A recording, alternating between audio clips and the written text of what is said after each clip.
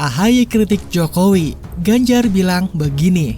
Baca Pres PDIP Ganjar Pranowo merespon Ketua Umum Partai Demokrat Agus Harimurti Yudhoyono atau AHY yang mengkritik pemerintah Presiden Joko Widodo atau Jokowi. Saudara-saudara sekalian, saya akan mulai dari permasalahan yang kami nilai paling penting, yaitu klaster pertama, ekonomi dan kesejahteraan rakyat. Meskipun ada capaian, tetapi harus kita akui secara jujur, 9 tahun terakhir ini terjadi sejumlah kemandekan dan bahkan kemunduran serius. Pertumbuhan ekonomi menurun, jauh di bawah yang dijanjikan 7% hingga 8%. Pertumbuhan ekonomi stagnan di angka 5%, bahkan sempat anjlok ketika diterjang pandemi COVID-19. Akibatnya, penghasilan dunia usaha dan kesejahteraan rakyat terpukul. Daya beli golongan menengah ke bawah juga menurun. Kemiskinan dan pengangguran meningkat. Sementara itu, ketika ekonomi tumbuh rendah, yang meroket justru utang kita. Alokasi anggaran yang makin tipis, fiskal kita yang makin sempit akibat utang kita gede, infrastruktur, proyek, mega proyek yang luar biasa mercusuar. Sedangkan alokasi untuk pendidikan dibatasi, alokasi untuk kesehatan makin dibatasi, alokasi untuk meningkatkan kesejahteraan juga dibatasi. 3 elemen utama dari indeks pembangunan manusia tadi harusnya yang diutamakan. Ya, kita patut bersyukur alhamdulillah. Negara kita masih pada posisi yang normal dengan pertumbuhan ekonomi tahun lalu 5,3%. Kuartal pertama tahun ini 5,03%. Kalau kondisi ini terus bisa kita pertahankan, kita akan menjadi yang terbaik di seluruh dunia. Jadi sebelum itu dilakukan, ini dilakukan oleh AHY. Saya kira tentu dari pihak AHY, dia terus ingin membuat asosiasi yang kuat bahwa AHY salah satu calon yang paling kuat untuk dipasangkan dengan Anies Baswedan gitu.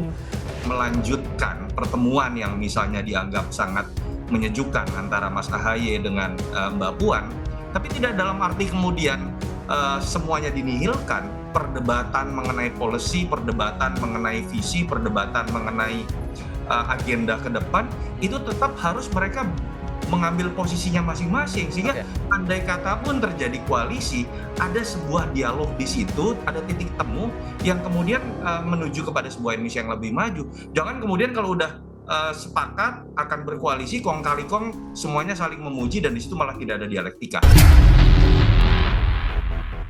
Tetapi memang dengan semua upaya yang dilakukan oleh AHY dengan sampai malam ini gitu ya, dengan pidato itu, lalu tidak terpilih juga menurut saya nggak bisa membayangkan apa yang akan dialami, dirasakan oleh AHY dan Demokrat ya, dengan semua upaya itu ya, bagaimana mereka sabarnya, mereka AHY ikut mengantar, menjemput pulang naik haji, macam-macam dan disebut seterusnya. Sebagai ikhtiar politik begitu ya? Dan seterusnya lah ya kan kita sebutkan itu.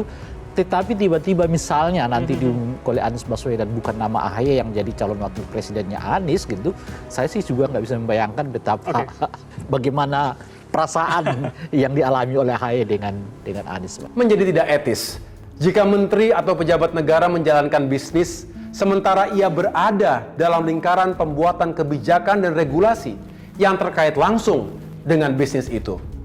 Jelas ada konflik kepentingan. Lebih tidak etis kalau wilayah bisnis pejabat itu menggunakan anggaran negara, di mana ia terlibat dalam penyusunan APBN tersebut.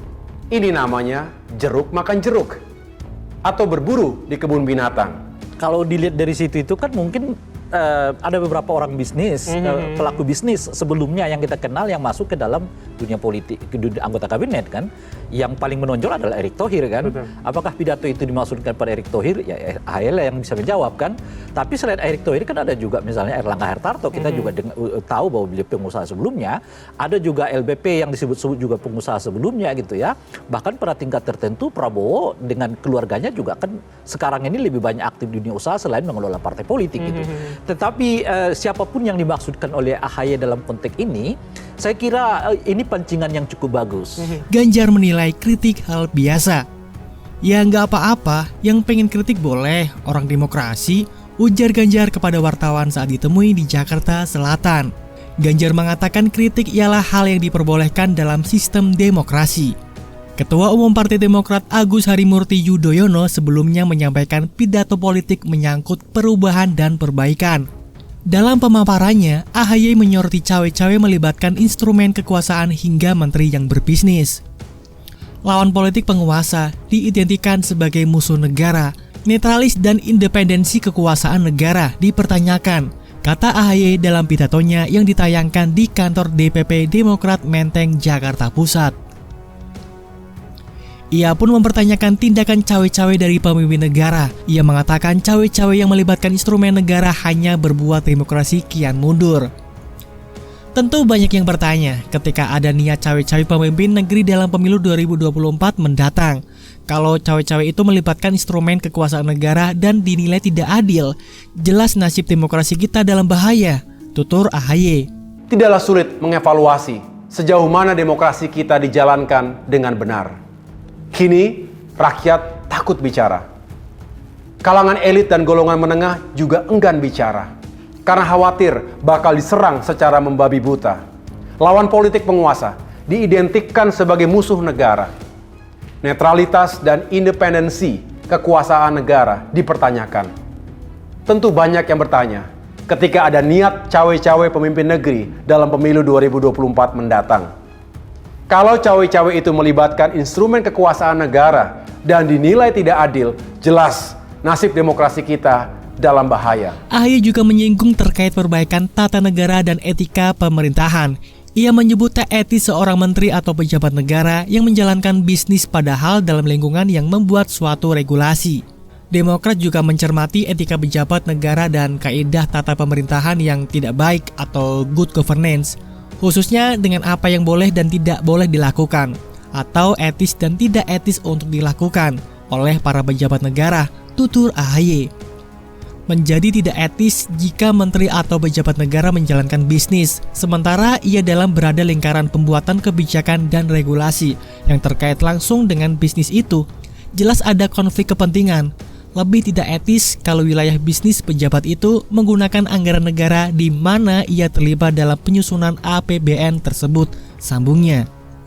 Dalam pidatonya, AHY menyoroti 5 poin untuk Indonesia ke depan. Pertama, terkait ekonomi dan kesejahteraan rakyat. Menurut AHY, ketika ekonomi turun, pemerintah justru membangun infrastruktur secara besar-besaran. Kedua, ia menyoroti kualitas SDM lingkungan hidup. AHY meminta program-program pro-rakyat era pemerintah SBY dihidupkan kembali. Karena itu, hidupkan kembali dan tingkatkan program-program pro-rakyat di bidang pendidikan dan kesehatan.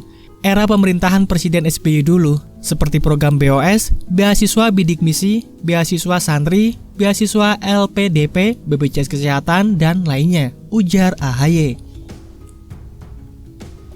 Ia juga mengatensi hukum dan keadilan di Indonesia. Poin keempat, ia ingin masyarakat diberi kebebasan untuk berpendapat. Dirinya meminta pemerintah tak cawe-cawe. Poin terakhir atau kelima berkaitan dengan perbaikan tata negara dan etika pemerintah. Menurutnya, ada tanda-tanda bahwa kesetaraan dan keseimbangan lembaga negara mulai terganggu.